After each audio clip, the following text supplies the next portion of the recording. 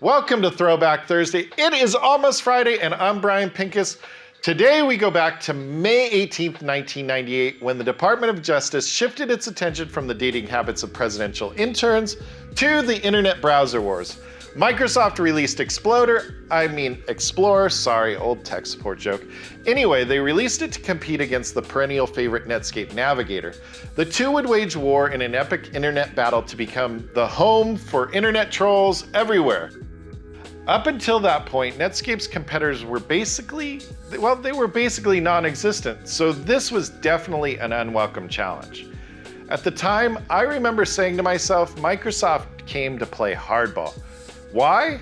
They simply bundled the browser with their operating system and gave Internet Explorer away for the low price of free, whereas Netscape was charging for their browser.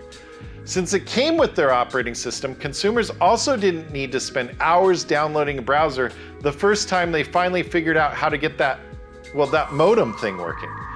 The Department of Justice felt that these actions constituted anti-competitive practices, so on May 18, 1998, they went to trial in the United States versus Microsoft Corporation.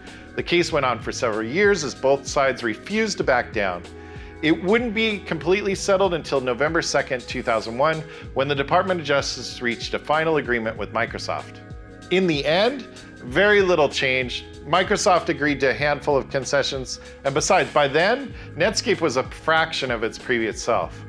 Almost a year to the day after the case was settled, Netscape released its code by providing the foundation for the open source browser project called Firefox. Now, Firefox is still in use today, some 53 versions later.